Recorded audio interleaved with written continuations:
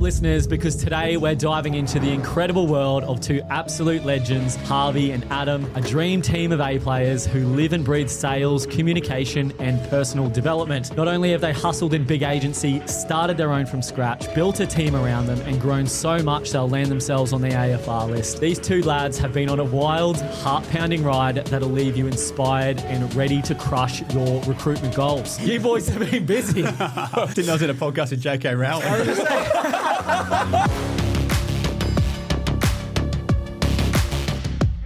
Thanks for joining us, boys. Thanks for having us. Third time. This is our hat-trick appearance. I know, and there's probably plenty of people who know who you are from listening to the podcast before, but I want to kind of hand the floor to you guys for a few minutes and just, I know Blake's given a pretty thorough rundown of what you guys have done, but just from your side, just a bit about the journey to this point with Harwell. It'd be great just to hear from you. Yeah, it's been a roller coaster. We can say that, that's for sure. We didn't know what we wanted this to be when we started it, in all honesty, other than me and Ads trying to bill, I think, half of what we might have billed for our previous agency, which would have put us in a pretty good position and doubled our earnings anyway.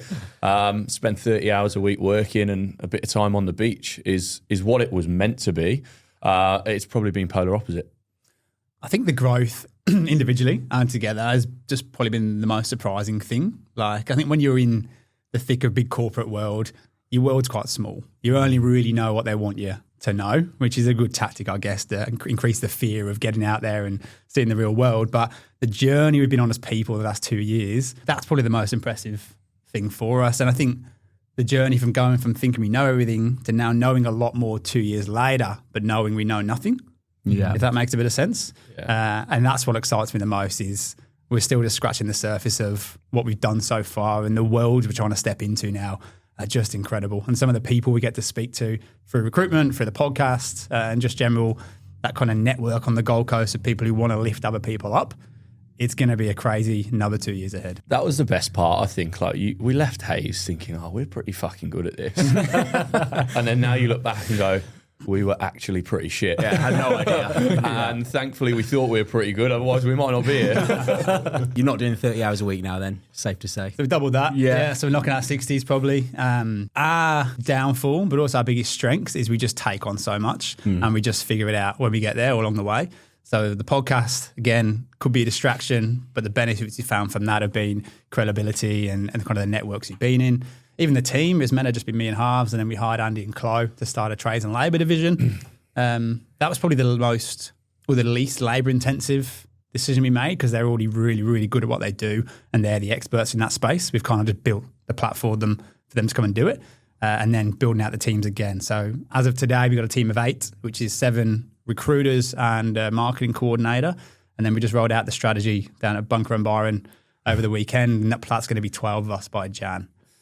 So about to get right back in the trenches again for another absolute hoorah. Buckle up. Buckle up, listeners.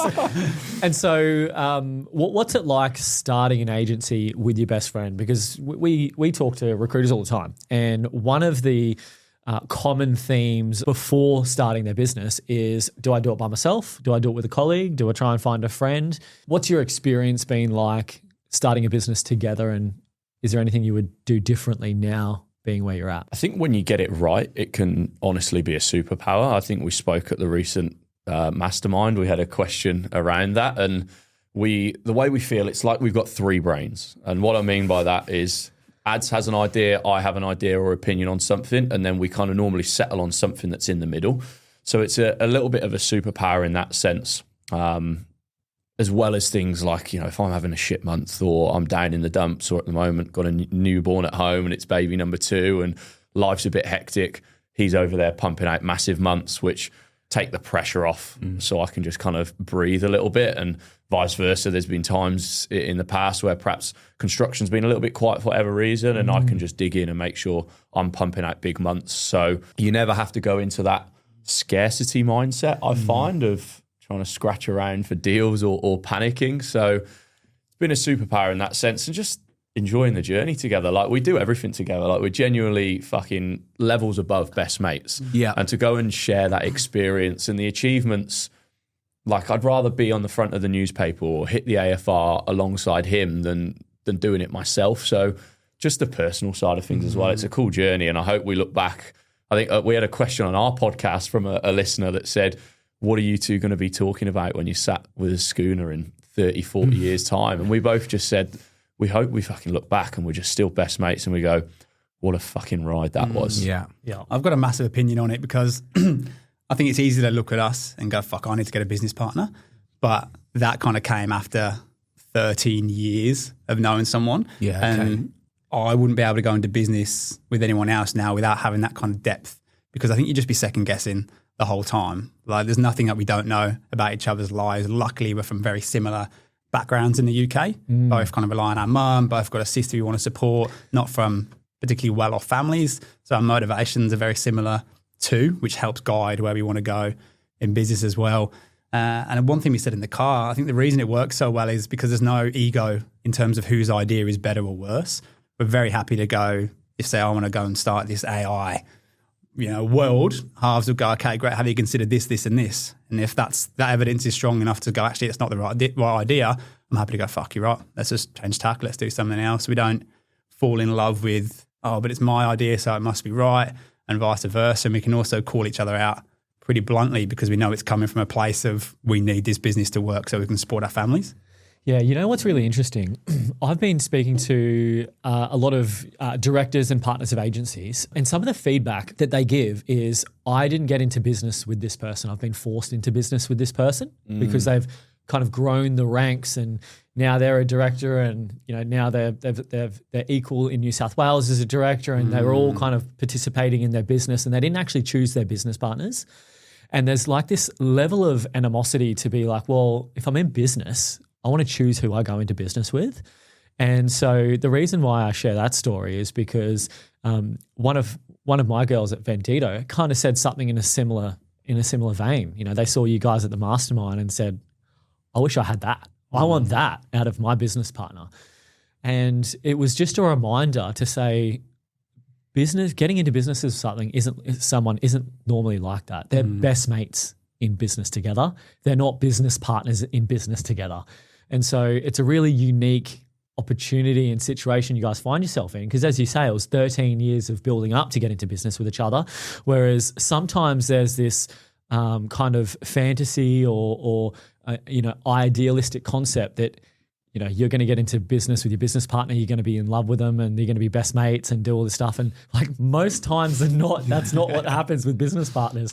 So you guys are in a really, really good spot that you're not only best mates, it helps, keep the glue together, but you're also super humble with how you're approaching business as business partners too. So it's really inspiring to look at. Yeah, I didn't really like my business partner, but it just seemed like two good operators, and then you end up being driven by ego half the time. But when you're good mates, like you're saying, you park the ego and you just do what's right for each other. I guess there's probably levels to it as well. Like HARWELL isn't just a business anymore. It's kind of the combination of everything that we're about as people as well. I'm getting a little woo-woo with it. So it's like a cult, isn't it? I mean, it kind of is. But like it's a representation of both of us, whether that's in recruitment, whether that's the podcast, whether that's just the clothes we wear. So I think you can go into business with someone for a business outcome and know we want to scale and exit that, and then we'll shake hands and go our separate ways. But there's no end date here. This is going to be until we roll over. Hopefully is after the box in a couple of weeks. Yeah, there can be a very difficult side to business partnership as well. Like, one thing that we've learned is the only risk to HARWELL is mine and Adam's relationship, nothing else. If our relationship breaks down for whatever reason, HARWELL is at risk. So it's one thing that as the business has got much bigger and we've got a lot busier, the first thing that we probably push to the side is me and him spending time together as mates, not business, just purely mates. So we've tried to now actually put times into the calendar where a few weeks back we went and did a 9-hole pitch and putt on a Thursday morning just as mates. And it was so good for us, and we definitely needed it because now we're going into another crazy sprint. It just kind of like reminds you why you do it and puts you back on the same page. And that's one thing that if you forget to do can be very, very difficult.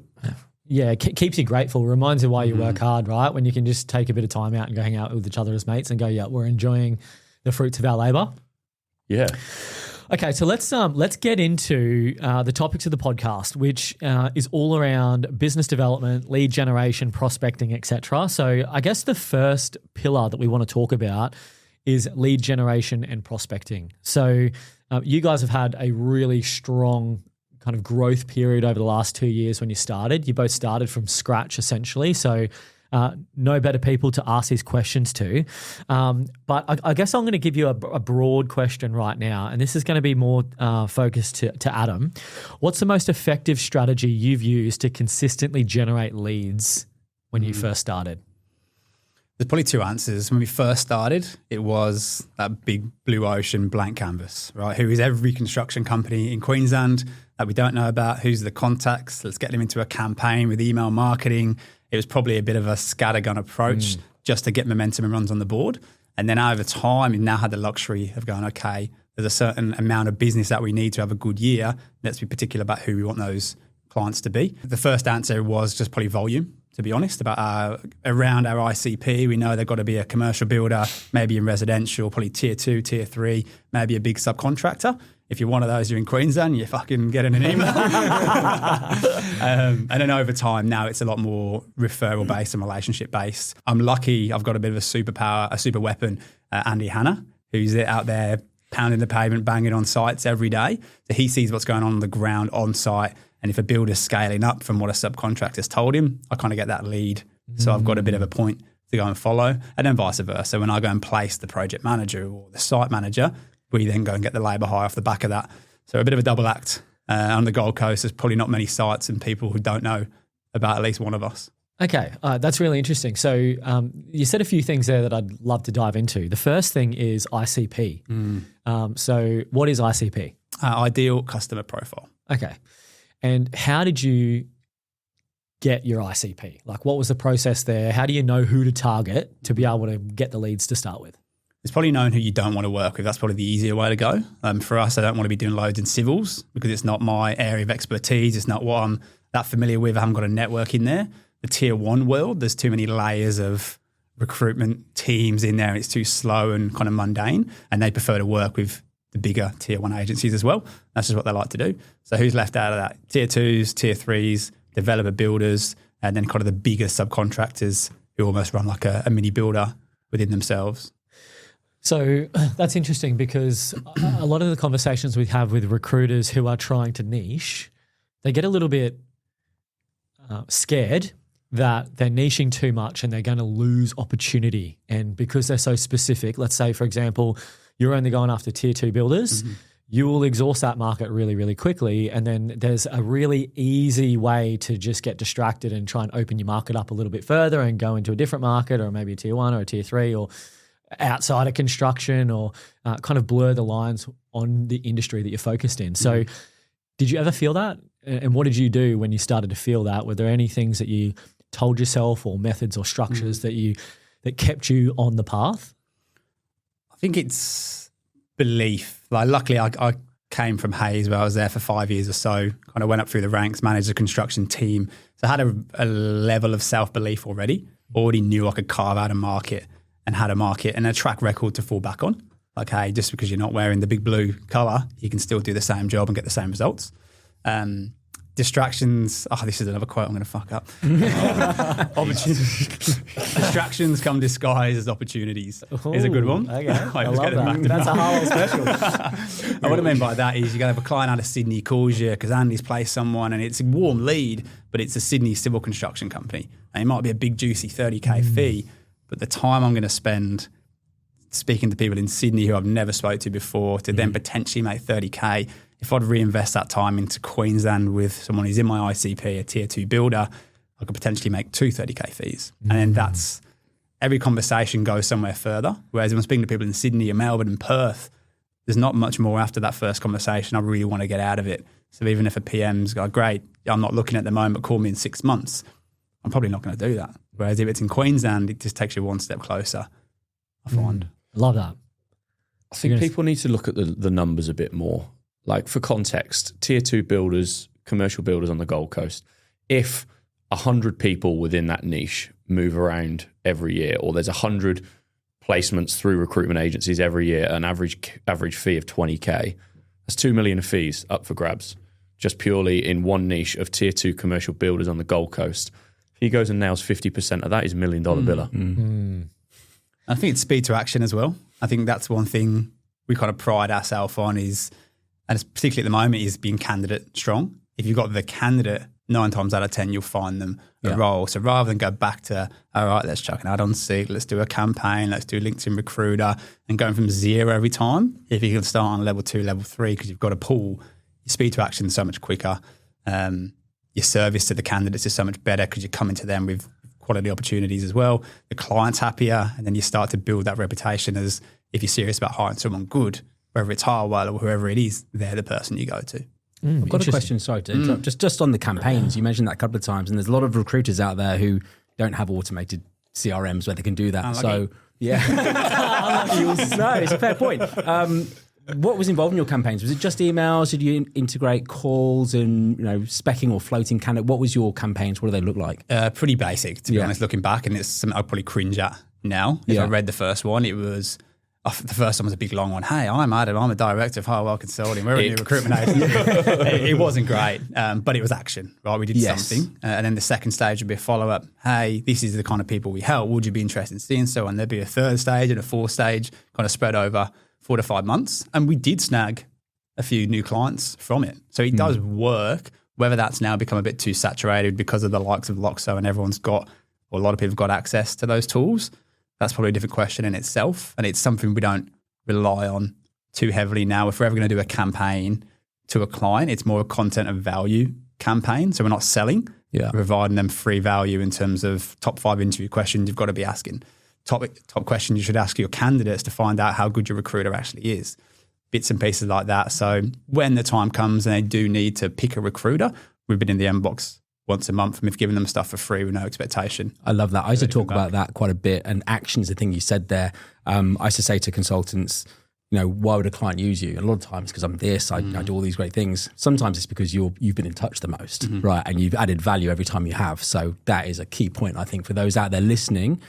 Doing the action is probably 90% of the job. And you can sit there and rewrite it a million times and, this sounds perfect. And you might think it's perfect on one day. You come into the office the next day, shit. How many times have we done that? So it's just about press the button, learn from the feedback you get or the feedback you don't get. If you get no replies, it probably wasn't a good campaign, and then just rejig and adjust rather than try and get it perfect. Because again, it's a timing thing. It could be the perfect bunch of words on the email, but if they just hired the PM last week, they're not going to be looking for one. Isn't the quote being done is better than perfect or something like that? Yeah. Okay, so volume is essentially your answer. To begin with, is just get out there, take action and refine your approach as you go on, whether that be email, phone, etc. What about personal branding content? Like this is something that you guys are really, really good at. How would somebody thread personal branding content, this type of thing, in with their proactive outbound BD strategy? LinkedIn, obviously, in the recruitment world is a massive one. So to start with, it's just consistency, but probably deciding who you're trying to be and who you're trying to target. They're the main things, because LinkedIn's amazing. You've got a platform where you can effectively create one-to-many content. So rather than sit here for 2 hours and call 50 people with a phone call, which still works and still needs to be done, what about today spending a 2-hour block of creating 50 pieces of content, which over the period of a month might be viewed by 400,000. That's where it can really be utilized, but you have to be really clear on who you're trying to talk to. And we've fallen into that trap of posting the fun stuff of Harv doing cartwheels on the beach when he gets a fee in, which is important because it shows us as people, and that's the authenticity side of it. But that gets loads of likes, and it often gets likes from recruiters. So we fell into a bit of a trap of posting content that just got loads of likes by recruiters. But recruiters aren't coming to me asking me to recruit CFOs. So it's transitioning back on that and going, who's my target audience?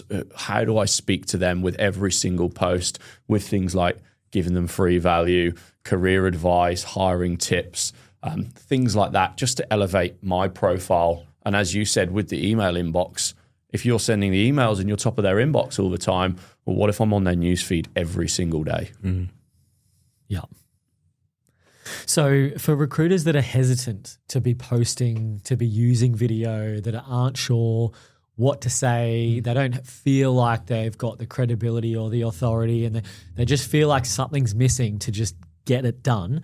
What's some advice for them to be able to feel inspired or have a framework or a process or a thought process to be able to just start posting? I've got two. And the first one is literally just regurgitate the conversations you've been having with your ideal ICP again. So if I've spoke to 3 project managers this week, 2 of them might have said the same thing about, if I knew I can get a site team together, I'll be more ballsy when I'm trying to win new projects, because I can't. That's what's hesitating. That's the pullback.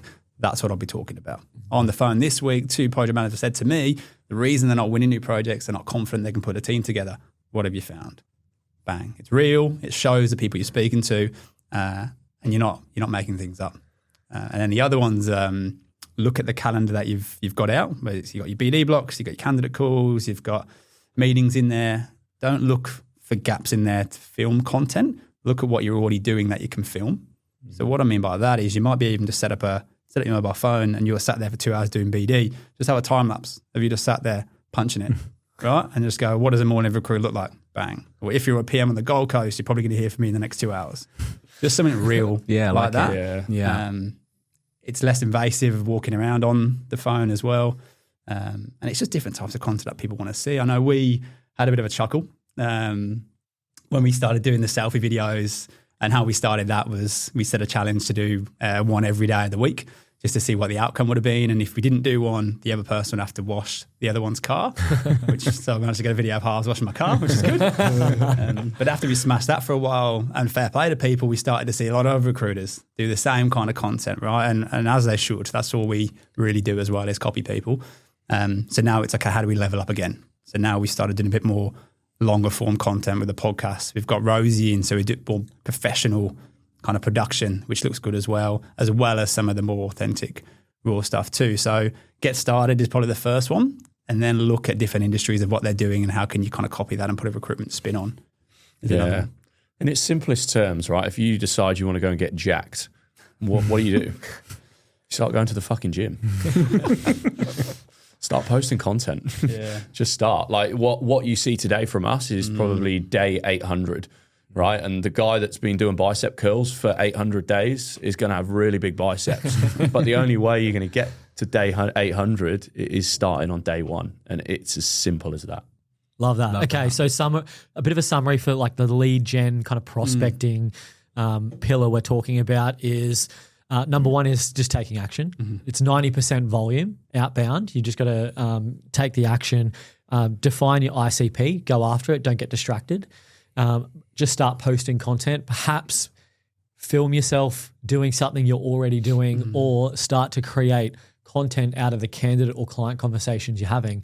I guess especially if you're prospecting, doing your BD calls and you take a brief or you have a pattern of conversation that you have that's really easy to post about. So you don't have to think of something from scratch and then mix in the social media, the posting, the content with the outbound volume activity. And that's, part of the secret sauce to get the leads, to get the prospecting, to get the jobs in. Harv's actually got a really passionate thing he likes to say about content, haven't you, mate? About how you can ruin a good post. He rants and raves about this at the time. When people do a really, really good post and it's giving free value or what they think is free value, and then at the end there's massive call to action right there in front of your face, it's not free anymore. Like whatever your post is, decide the post. Okay, this is going to be free value. I'm actually going to sell on this post and I'm going to sell really hard. Or this is going to be a staff post, shout out. Just do that and stick with it.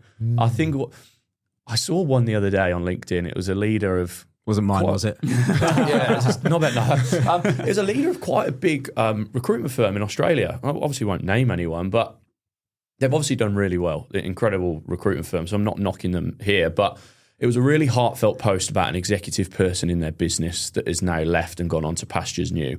And it was a great post, really sincere, even had some awesome kind of subtle value builders in there that got me as a business owner thinking, okay, if I was to hire someone like this in my business, these are the things or the changes I can expect. Got me interested, which is what this post should do as a business owner. Got me interested to go, I need to speak to this guy.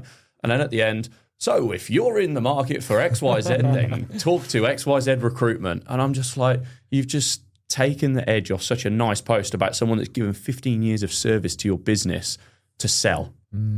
Just hold that, and then the next day just sell. And people aren't stupid. Like, they'll read that and go, if I need that, I'm going to call that person. Yeah. It just it definitely icks Harvey out. It licks me out a bit as well. I actually sent it to our entire team and gone, hey guys, this is not like, cut the last 3 lines off this post. It's awesome. This is not what to do. Yeah. But if you want to know how to write a good one, email me today.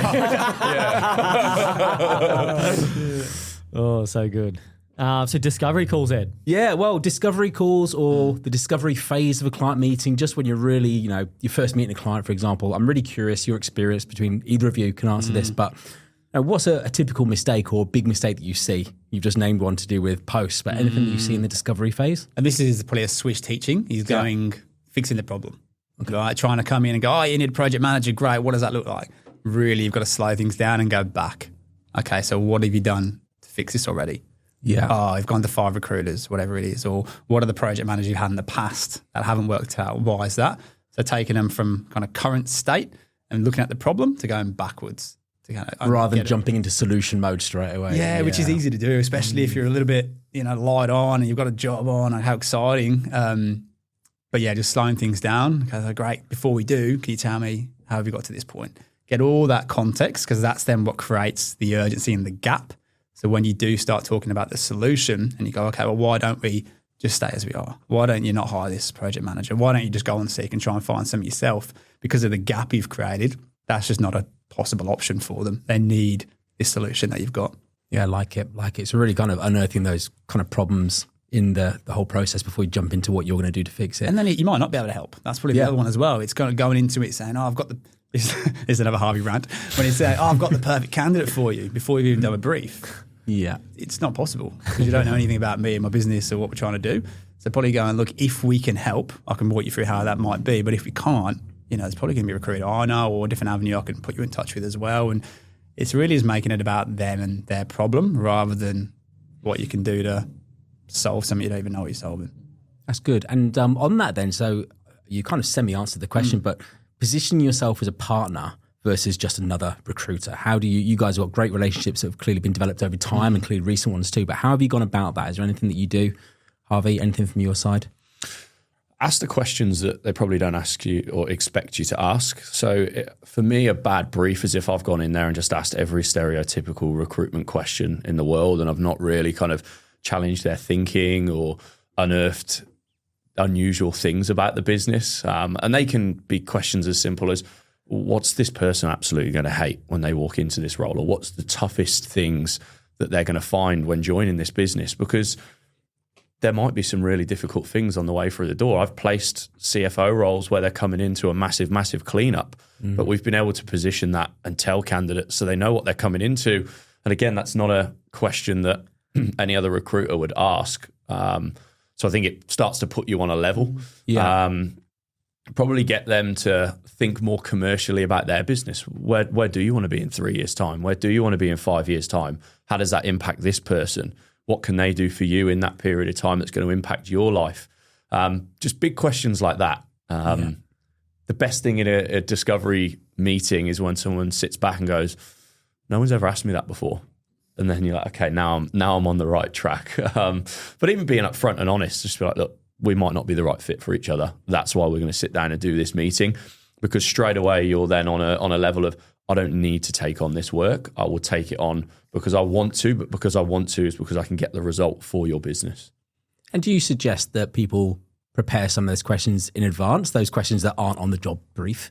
Or do you say just on the fly, just be real, respond, listen? What do you recommend there? I actually prep a really detailed brief before I go in. So say this was a client meeting. I never worked with you before. I'd do my research. I'd prep a draft brief, which for us, going into the detail of it, is kind of normally a 3 or 4 page document, our dual branding on the top. And then we go into a copy and paste through the company. Then it'd be my spiel of the company. Oh, well, ex-recruiter, tier 2 builder, they do A, B, and C. These are the typical values. Then I'd have a project info one, where I'd list all the sectors they work in, typical duration of the program length, are they EBA, non-EBA, where do they build, what kind of clients do they work with, what are the systems they use. I then go into the team structure. They're resourcing things really well. They've got 3 foremen, 3 CAs, whatever it is. Then we go into the culture and the values. Then we go into key metrics of the role. In the first 90 days, this PM must have the ECI completed. Then we go into the role duties, experience required, package at the bottom. So it's pretty heavy. And obviously I can't do that before the meeting, but like if I can get 60, 70% and I say, hey, Blake, there you go. This is what we're going to be working through. You go, fuck, this guy gives a shit. He's gone and researched the company and wants to know all this detail. And then the actual line I use is, when we walk out of this meeting, I'm going to have everything I need to know exactly who this person is. If it's not in here, then we can't qualify someone on it. But if I send you someone who's different to this brief, you've got right just to hit me over the head and say, fuck, what have you been doing? Because this is the Bible that we're looking for. Nice. So it puts the onus back on the client as well, because if it's not in this brief, how do you expect me to go and match it to the market as well? You know what you said a little bit earlier on that I think is probably worth exploring and understanding is around framing. So you said a really good line before around, look, let's see if we can help. And if we can't help, do you mind if I point you in the right direction of someone that can? Framing that before going into taking a job brief gives you an instant level of credibility and authority that you're not there to just sell them and, flick over some CVs. So talk to us about how you frame these discovery calls and perhaps even the purpose of the discovery call, because prior to the swish method, I thought, what the hell is a discovery call in recruitment? It was kind of a little bit, I was missing a trick there, and I didn't understand, because I was probably really transactional in the way that I operated, what the purpose of a discovery call was, why framing's important, and kind of wrap this kind of process up before taking the job brief. So who wants to go on that? I can whip out an ANOT if you want. This is as he's raring to go. He's falling off his chair, So Blake, appreciate you taking a bit of time to work through the job brief today. Naturally, after doing this for 7 years and building HARWELL up to 7 figures within 2 years, I know a lot of builders do things a lot of different ways. So obviously, to find out how you do things, I'm going to ask you a few questions, and then typically it goes one or two ways. Either we aren't the person to help you, and I'll kind of point in the direction of who is, or give you some free value to help you with your search, or if we can help you, we'll walk through a couple of steps and see what that might look like. How does that sound? Sounds great. Perfect. Beauty. I'll take it. That was such a strong ANOT. That's 22% as well. So for those who are listening, they would just feel like that is just such a great natural flowing conversation. But walk through the ANOT acronym and some of the points that you've and the lines that you've created there that gives you that level of authority and credibility to then take that really good job brief. So what does ANOT stand for? So appreciate, and naturally, and then obviously, and then typically. So the appreciate is just saying thanks for your time, or thanks for sharing your time, because both our time is important. And then the naturally is the opportunity to build value in yourself, your company, and your product, essentially. So naturally, we've been doing this for 7 years. I know not every company is the same. So now you know that. I've been doing this for 7 years. We know HARWELL is a 7-figure business that we built in 2 years. So rather than me tell you how good we are, I've kind of just dropped that in a really non-invasive, non-direct way. Obviously, I have to ask you a few questions to find out if it can really help. So you're kind of getting permission then to ask some of the really curlies, because you've set it up at the front end. And then look, typically it goes one or two ways. So you kind of give them an out. So they haven't got to sign up today, or they lose this offer in 30 minutes. None of that high pressure stuff. They know, great, if it's not for me, he's going to help me out anyway. It's all about changing their frame of mind. Matt, every recruiter thinks they're different to all the other recruiters, but that person that you're about to go and sit in front of, that you've never sat in front of before, is going to think you're exactly like the rest. So they're going to expect you to come in and sell from minute one and tell them, I can get you the perfect candidate. We do this, we do that. So if you can come in and the first words that leave your mouth completely reframe how they're kind of expecting the meeting to go, you catch them off guard, the sales defenses are down, so then you get much better answers and you actually find the true reasoning or the true problems.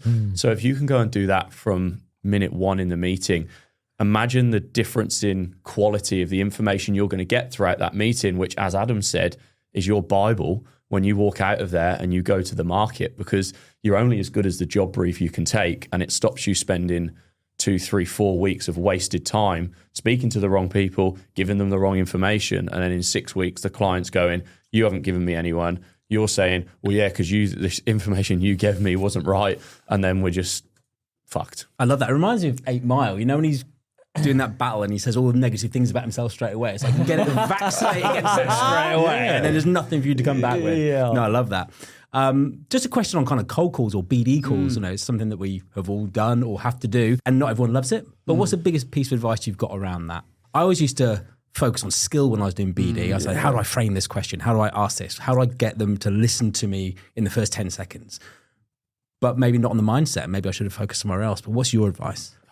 The biggest one, I think, of reason people don't like BD is probably the mindset, isn't it? It's that fear of rejection.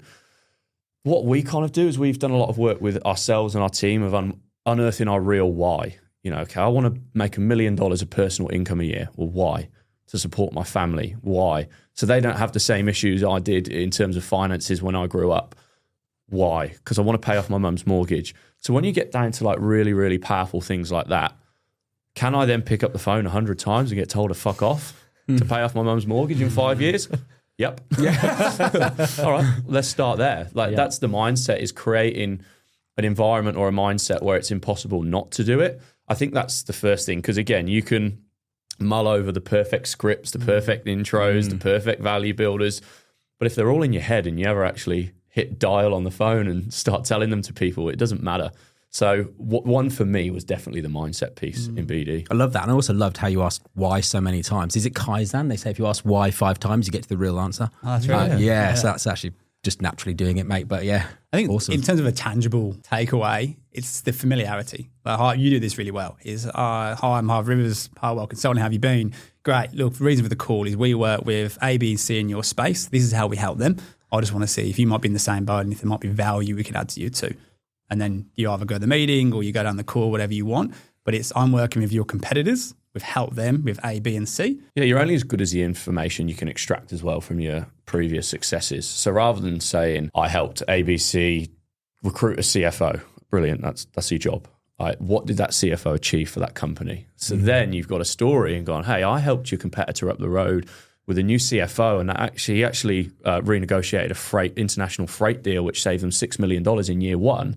This is how that's impacted the business. Can we explore the potential of doing that with you as well? Love that. So you're not just, hey, I recruit a CFO. Brilliant. 10 other people have called me today and told me they can do that. Here's the impact I've got from recruiting the right CFO. That's one thing that from my conversations, recruiters don't go into the depth of the outcomes of their placements. I know I never did. I would usually sell the candidate based off the features and benefits of the candidate, not the benefits of the candidate in the role to what they've achieved for the company. So being able to frame it and go, hey, I have placed a CFO that saved the company $6 million and this is what they've achieved. As a business owner, a hiring manager, or someone that has a pain point, that's going to connect straight away. And it's going to be less about the candidate that you're trying to sell them and more about the solutions and the solving of their problems as a business. So I think that's really, really good.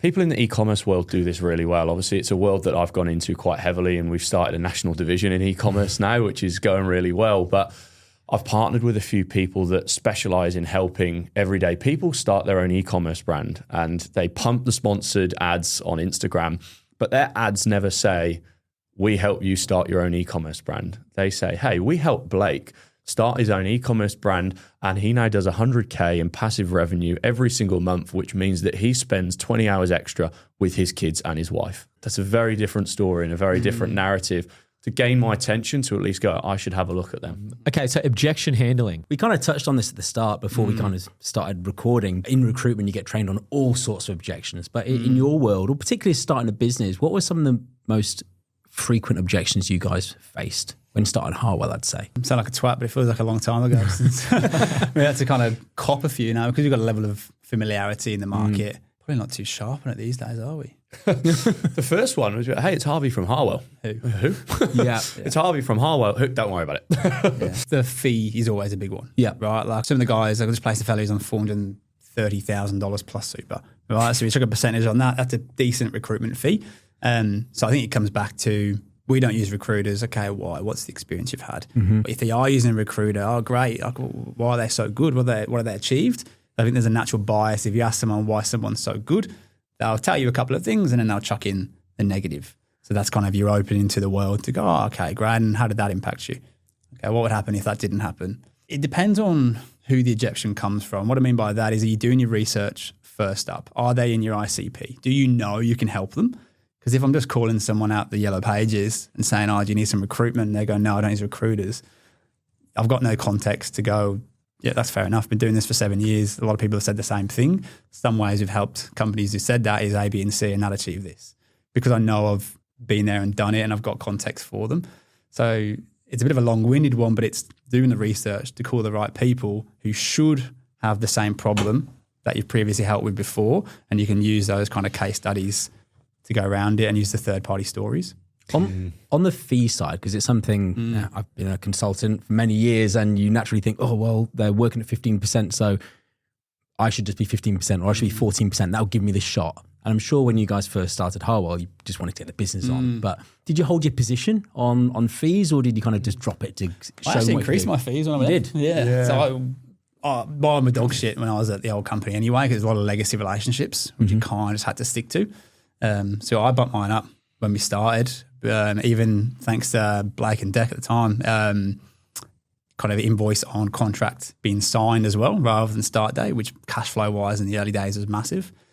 So my terms got better. Yours have stayed pretty similar.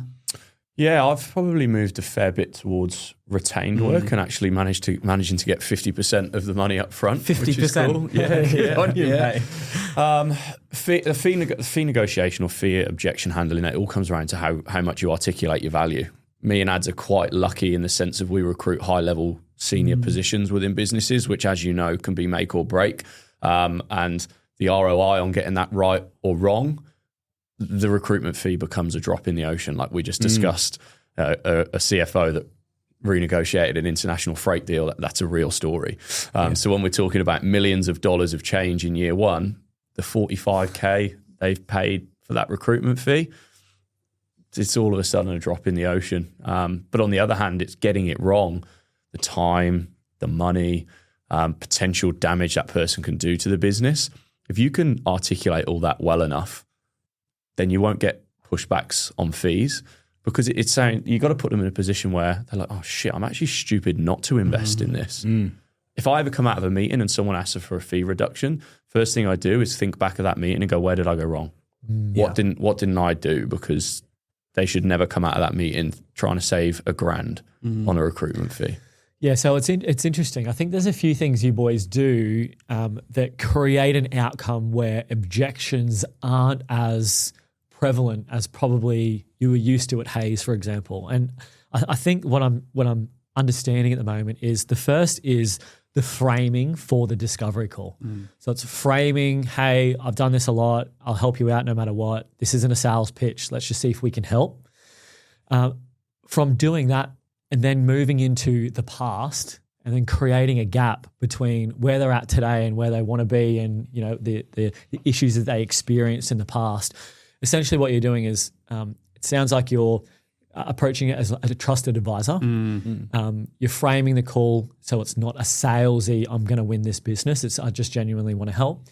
Then digging further into their past around, why someone didn't work out, what the issues, et cetera, how much did that cost your business, how much did it cost in time, energy, effort, creating this massive, massive gap of where they're at today and where they could be, and then finding a solution. It's almost, as you say, it creates this gap where the client probably feels a bit stupid for asking $1,000 off because they've just identified a $5 million gap in their business that they need plugging. And that's the most important part of the solution, not the fee. Yeah. And it's also having value bombs to thread in throughout that meeting or conversation, whatever it might be, and that's based off third-party stories. So, hey, I don't know if your situation's different, but when I helped the CFO in the company up the road, one thing that he found was that when he had the wrong talent in his team, he actually spent his time managing down and fixing mistakes that were way, way below him. That was taking up 10 to 20 hours a week. Now, what he worked out, if he had that 10 to 20 hours a week focusing upwards and outwards onto the market, he could have actually made millions of dollars for that company or started new business divisions, moved into new markets, whatever it might be. So when we kind of went in that full circle moment and back to a 25K recruitment fee, although he's got an internal recruitment team, he actually felt the investment to come with us was a wise decision. Fuck, you said it made that sound so good. Man, I was going to say, who you got, mate? That is exactly how you talk to very senior people, because you can't address what they're doing wrong because it's that ego play. But saying Mr. CFO over here has done this, and anyone listening to the call who needs to overcome objections like that, that's how to do it. Frame it with someone else. But I'm not selling. I'm talking from a real life experience. I'm explaining the benefit that the CFO up the road has got. I'm also pre-handling the objection of, hey, mate, we've got an internal recruitment team, so we can't use recruitment fees, because that internal recruitment team for the CFO up the road was just posting a job ad on Seek. They weren't doing a headhunt. And as I don't need to tell you that you know that the best people aren't replying on Seek, as you wouldn't be. Yeah. You just wrap them up. And I want to stay on objections, but I can't stop thinking about this 50% retainer you're talking about. And I think everyone who's listening on the call, or on the podcast rather, wants to know about it. What do you do to position a 50% retainer? Do you know what? I don't sell it. Okay. I don't sell it. I do the discovery, and as we discussed, our discovery is pretty in-depth. At the end of it, I say, hey guys, there's a few different options. I'm going to send through my terms of business. We don't need to sit here and read it and discuss it now. I say, I'm going to send it through, read it. You're naturally going to have some questions. Come back to me. There's a few different package options. Typically at roles of this level, we have seen people edge towards this package before, but I don't know if that's the right one for you. So I want you to go and think about it and come back to me.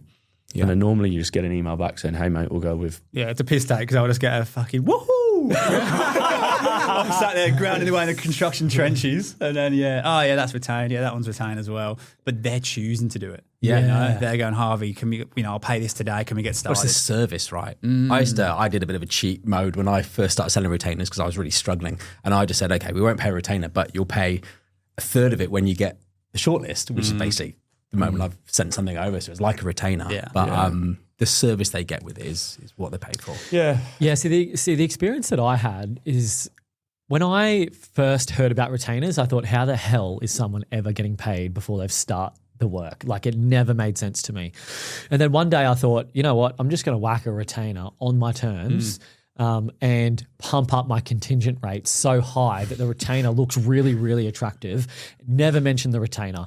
And I used to do a third because that was like the most common. And then what I found was, because I'm used to recruiting contingent roles, I'd invoice the third, and then within 2 days I've found the shortlist, and I'd have to invoice the shortlist, and haven't even paid the first part yet, and I'm still like, it was an admin nightmare. So moving to just half up front, half on contract acceptance was, from an administration standpoint, better, but you got way better commitment.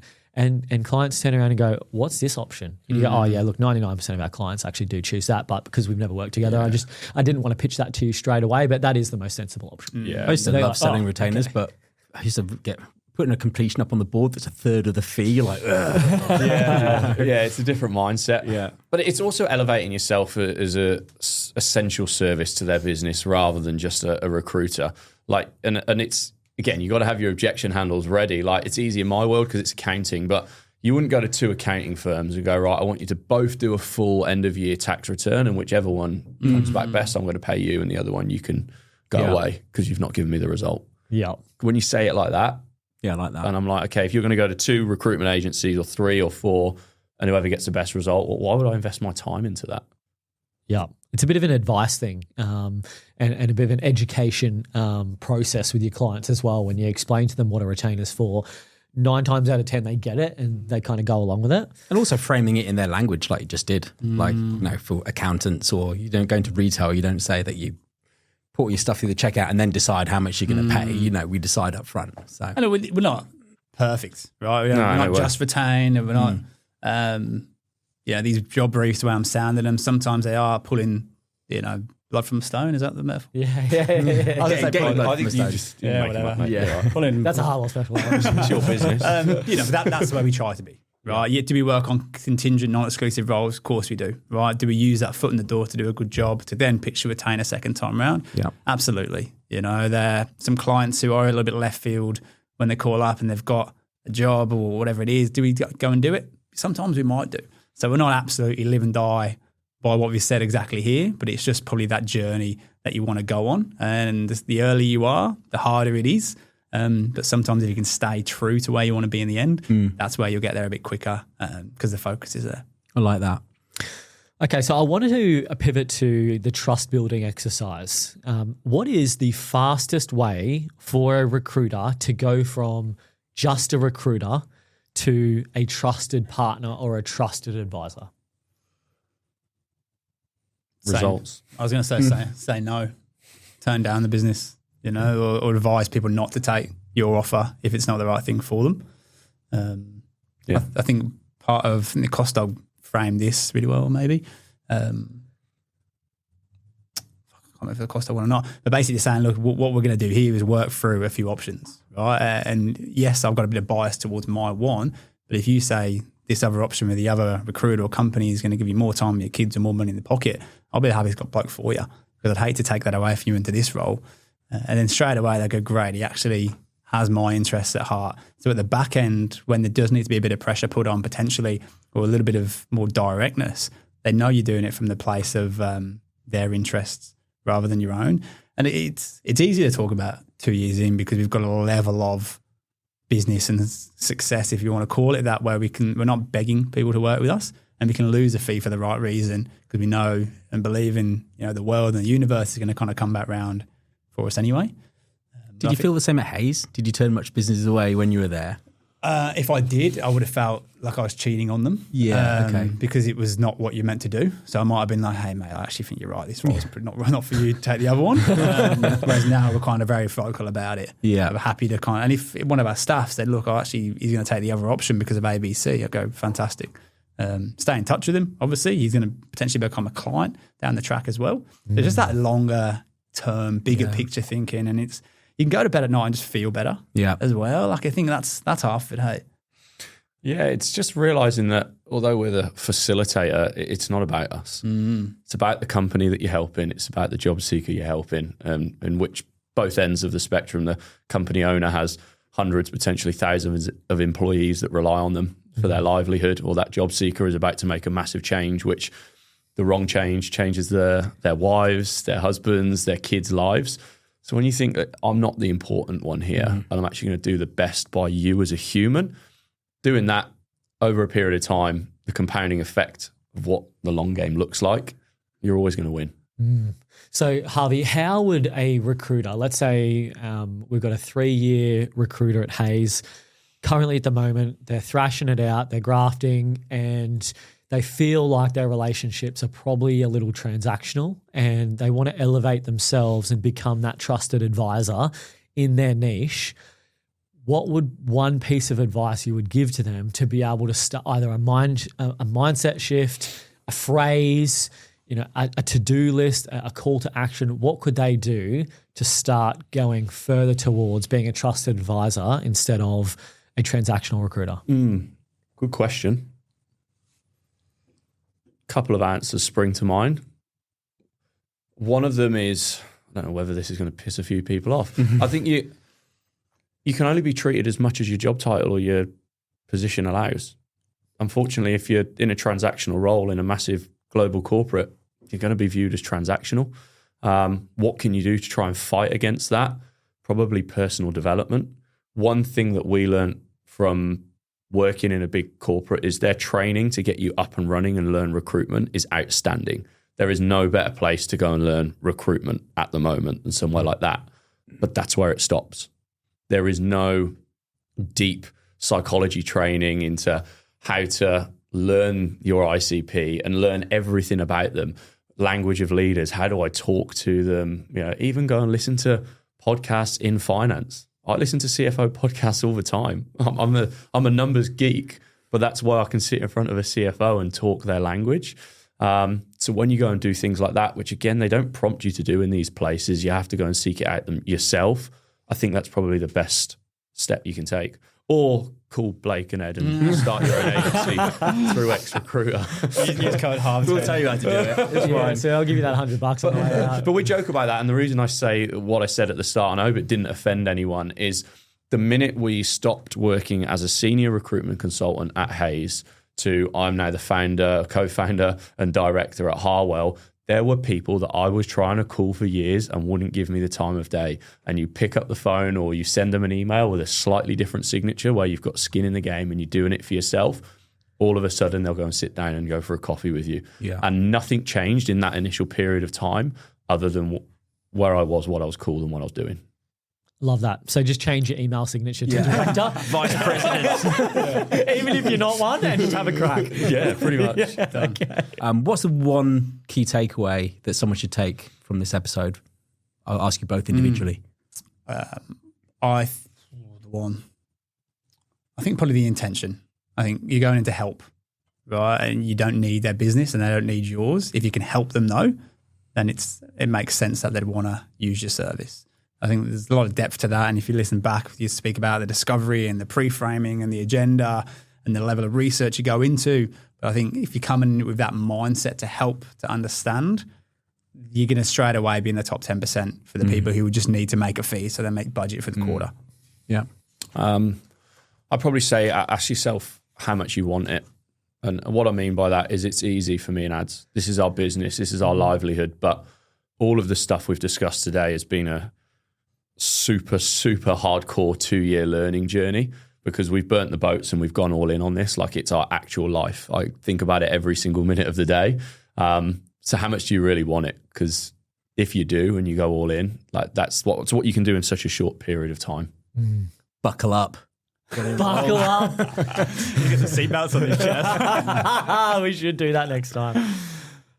Okay, cool. All right, we've got a new addition to Confessions, and the game is: are you smarter than Ed?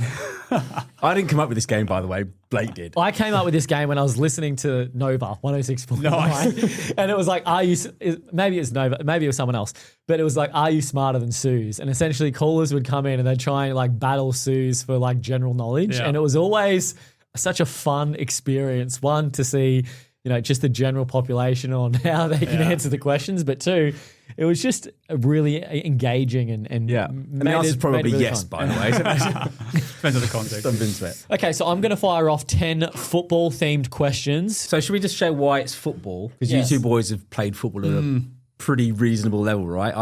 I know that, but I don't know what kind of level you played at. So maybe for the listeners. Yeah, so we were League 2 pros. So League 2 is actually League 4. So you've got the Premier League, Championship, League 1, You League didn't 2. add that bit. I was pretty upfront with it. So we were there, kind of came through the system, and then did 2 years together as apprentices and then a bit of time as a pro, which was good, but it's not as glamorous as it might look. But in terms of what it instills in you along the way, it gives you a lot of ticker. It gives you thick skin, like you're getting C-bombed off by grown men, when you pass a ball and it's not to their right foot. Even all the forfeits and stuff we used to do and the initiations. I've been stood there, a group of like 15, 16-year-olds had to go and get your missus or your mum's lingerie and then stand and sing Christmas songs in front of the first team squad. Like all this crazy shit. We still do that. In any toughens normal, you up, doesn't it? yeah, any normal walk of life, like it's probably workplace bullying, but in football it's just part of the process. Love it. Okay, So that's why. That's why it's football themed. Yeah. that's why. Right. Okay, cool. So what's the rules? Do we have to that a thing? ping? I think ping you're the going to pinger? read them, ping it. Yeah. And I said to Serge, there has to be some football questions from like the 80s and stuff, because if it's all just, all right, let's see. Wasn't even born. Nice, I'm thanks, getting man. game on for this. Okay, I think we should put our hands on our laps. Okay, because we're all right next to the buzzer. Everyone is like, 2v1 here, by I'll the just way. move my chair in a little bit. yeah. Okay. Question number 1. Who holds the record for the fastest goal scored in Premier League history? Shane Long. Correct. That is random. Very good. Okay, so I've realised we've got That was 4 Harvey, by the options way. here, so I'm going to actually read out the 4 shit. options. 1-0 to half. No, we don't need the options. No, well played, well played. So it's currently 1 Harwell, 0 Ed Oh, we Glover. double up. Love it. Yeah. Yeah, I love it. Who won the Premier League Golden Boot in the 2020-21 season? A. Jamie Vardy. B. Mohamed Salah.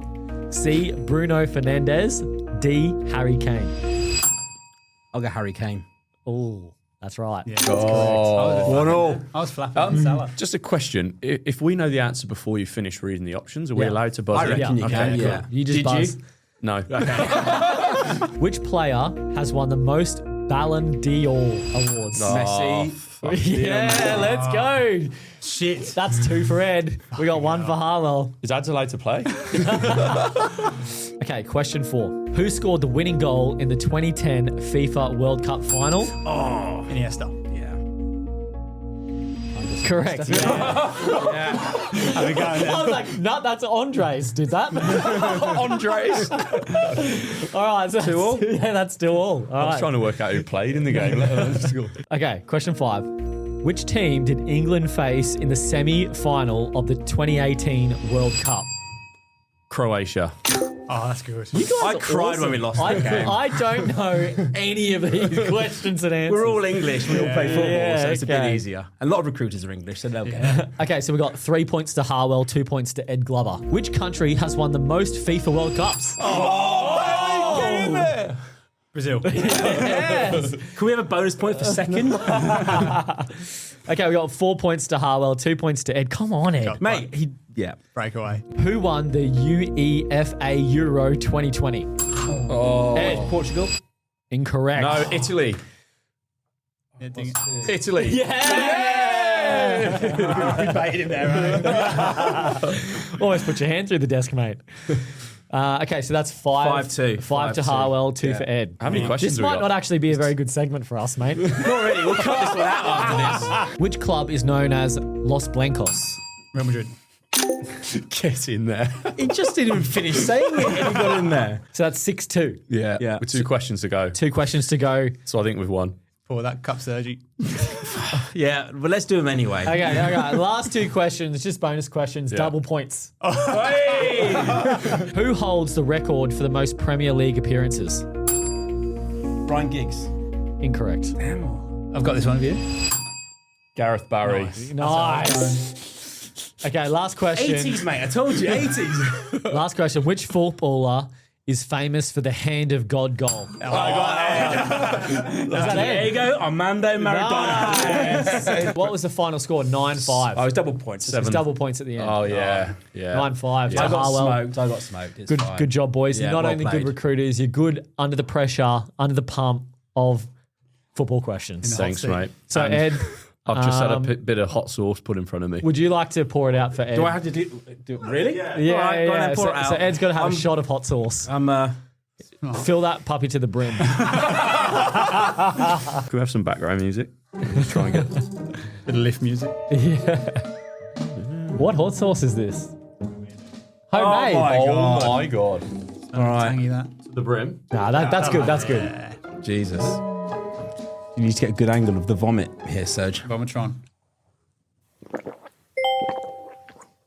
Sergi's That's pretty face. nice, Serge, but it's hot. I'm Latino, mate. I can deal with it. Are you Latino? Yeah. Oh, yeah. My mum is. Oh, your mum. Yeah, yeah. Okay. If listeners want to get in touch with you, or clients or anyone like that, what's the best way?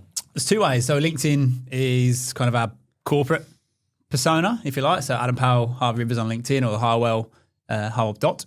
But Instagram's one we're pushing at the moment. So our personal brands we're trying to ramp up and probably do a bit of a behind the scenes of building the journey as well.